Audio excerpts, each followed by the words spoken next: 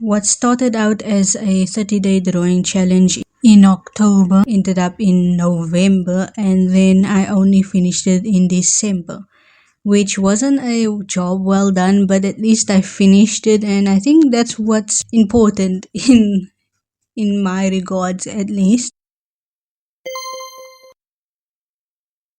Hello, hi, assalamualaikum. I am Reika, and in this video, I will be doing a 30-day drawing challenge, specifically Cringetober, which is a list of prompts that is supposed to be related to your cringe past, basically, and you're supposed to draw something based off of that prompt. But with this challenge specifically, I am going to draw an OC that comes to mind when I think of the prompt. There will be obviously 5 exceptions to that where I can draw whatever I want. That's all. If you've read the disclaimers that I've put on screen, you can just move on to the speed paints with me. Alright, the first prompt was overpowered, and I chose Psyche K from the Disastrous Life of Psyche K. And my sister also chose a character to draw, and he is Mesh from Meshal, which, yeah, I can see he is overpowered, and I'm there for it, honestly, because he's hilarious. I wish I could have actually drawn both Psyche and Meshal, but I didn't want to overwhelm myself on the first day of Cringetober. A pro tip is not to do something really complicated unless you can handle it on the first day, because you'll be just burned out for the next day. That's what part of the reason why I decided to do a manga coloring style instead of actually coloring the drawing, because I knew for a fact I would want to render it also, because I really like how the drawings ended up. And yeah, that is about it. Here is the finished product, and we can move on to the next prompt. Weird colors, that is the prompt for day 2 of Cringetober, and immediately I chose obviously Kiran. I'm still learning to actually pronounce her name because I renamed her. Her name used to be Kira, but then I decided now I want to do something else for her and rename her. And obviously I did choose her for weird colors because of her hair. It's just iconic to me. Honestly, she's one of my favorite characters to draw. So, quick backstory: I used to draw comic books back in the day in high school. Sorry for the bird outside, but yeah, I used to do that, and her comic book was not well received actually, because I think her story was too complicated for me to write at the time. So hopefully I can rewrite the story one day, but she's just here to look cool for now. Here is the end result. I have to say though, second day I was already exhausted as you can see with her hair, but I couldn't cry about it, so let's just move on. Day 3 was chibi art style, and it's difficult for me. Chibi art is very difficult for me. I tried my best. Sorry guys. So the character I chose was Ryujin or Ryujin. I'm not sure how you say his name. I apologize. Again, Lunophilia. And you might be thinking, why am I apologizing to Lunophilia? That's because she designed this character and named this character. And then you might be asking again, now why are you drawing this character? They're not yours. And to that I say, yes and no. I did not design this character, I did not name this character, but I did write the story for this character along with Lunophilia. It's a webcomic named Dragon's Fate that you can actually find on webtoon. It's a one-shot where he's the main character. Anyway, here's the chibi art. I didn't get a chance to color it in, but next time maybe. Oh, also this is the story where Arvid is first introduced, so if you want to check it out. But it's all day 4 Fursona. I actually drew a Fursona this year. Can you believe it? I told myself I'm going to draw an actual Fursona this year. And so I pulled up my references of koalas and koala Fursonas, and no, there wasn't any koala Fursona references. I could not for the life of me find any koala specific personas. And I realized later on that I'm searching the wrong places and I need to search somewhere else.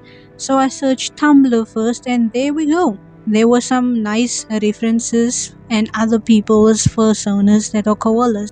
And again, I chose Lyra as the OC for this prompt because this is just basically her koala form. And I really like the idea that when she turns into a koala form, she has like these stubby legs and she's shorter. And the expression came out really nice. It's so her. One of my favorite parts was drawing her nose. It's very fun actually to draw those different kind of noses that animals have. Okay, let's move on to the next prompt, day 5.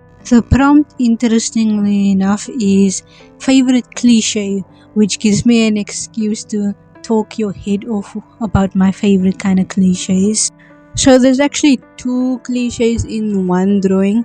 The first being the popular outcast or the not so popular dynamic, especially in those shoujo mangas where they are in school. So think Kimi no Todoke, and I can't really think of any other examples, but there are plenty of shoujo mangas and even manhwa that are like that. The next cliche that these characters represent is when the guy character mistakes the female lead as a guy at first, but then later on finds out that the best friend that he's been annoying is actually a girl.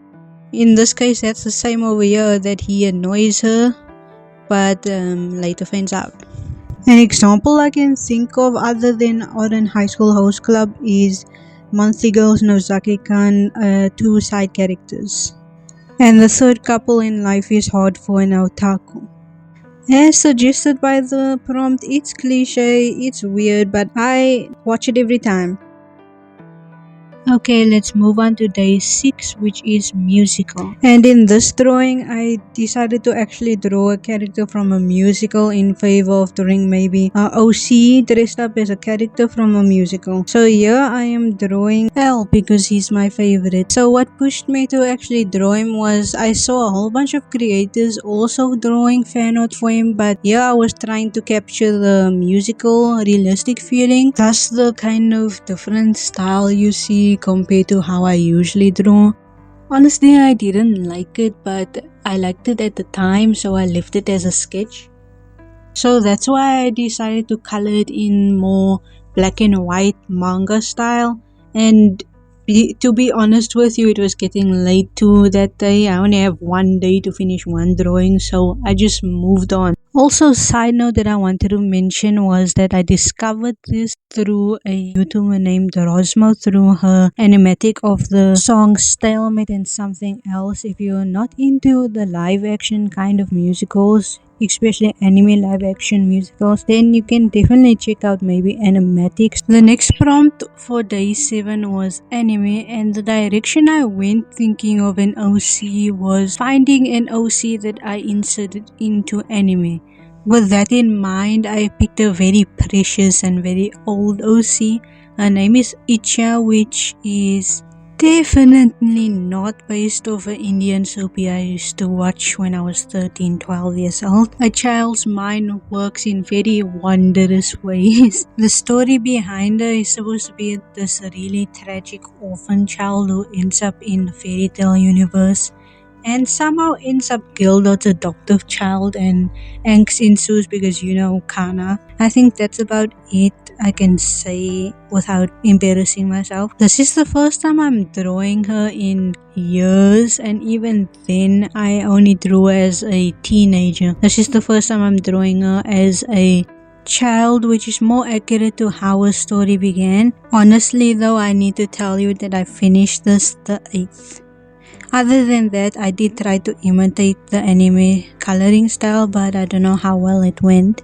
Moving on to day 8, which I also finished the 9th, core aesthetics. I would say that this drawing was very ambitious, so that's why you will see even in the sketch I was doing 3 things at once: a cell phone, a full body, a close-up. So then I just ended up cutting out a whole bunch of what I was going to draw, and I ended up with just one drawing of her.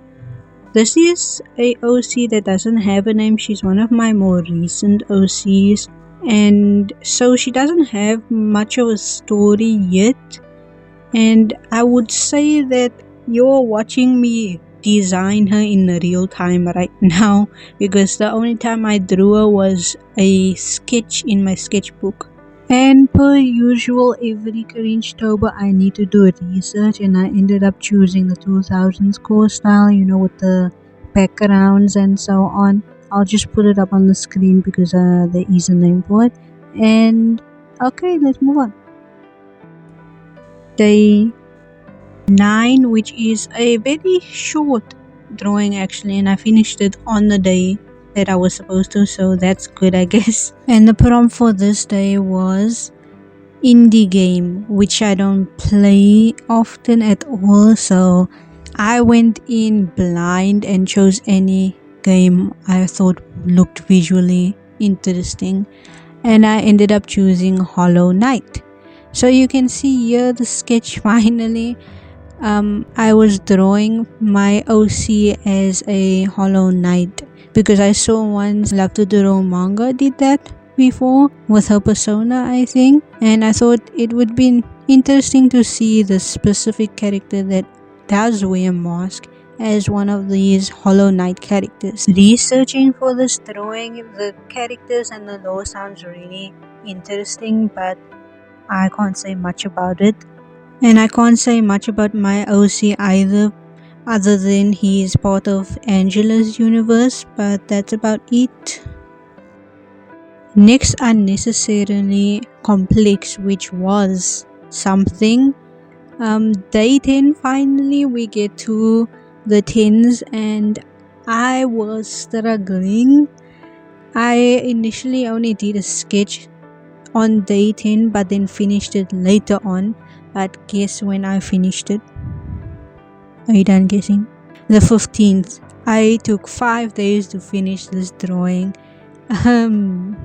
Anyway, let's move on to something else. This is Kyontae, which I have drawn before in previous Cringetobers. Only one Cringetober, but anyway, he's an idol, K-pop idol.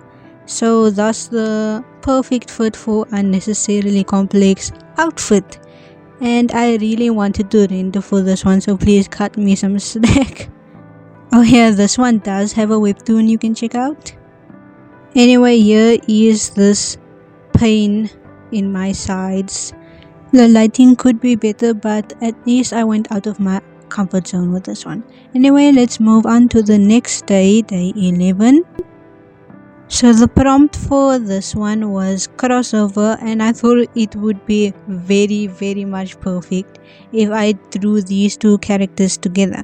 The first one's name is Zack, which is my OC that is from Layla's universe, and then there is Zachary, who is my friend's character, but again I am co-writing with her his story. So here is Zack and Zack, which I find very funny. Okay, I'll just leave you until we get to the end of the speed paint.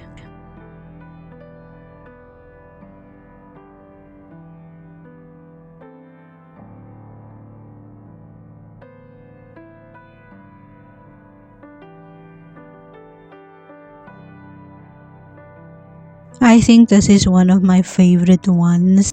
Anyway, just ignore that I forgot to put the rest of the crab's arms on the other side, and let's move on to the next prompt, day 12. This year I could choose which character I wanted to draw in Vocaloid, so I chose the two twins, Rin and Nen, I think, and of course I had to draw my twin OCs as these two, cosplayed as them. So here is Jackson and here is Mandy, who are dressed up as Rin and Len. It was kinda difficult for me to choose if I wanted Mandy to have her normal purple hair or if I wanted to draw her blonde or maybe with blonde roots.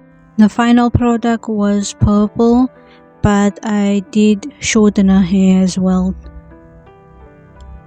I only colored in their skin too and just called it a day afterwards. I don't know if I'm convincing myself this or not, but with the purple background. It kind of looks nice actually. Right, so day 13 animal trait, and I messed up again. So what I did was make a sketch, this exact sketch that you're seeing right now on the screen.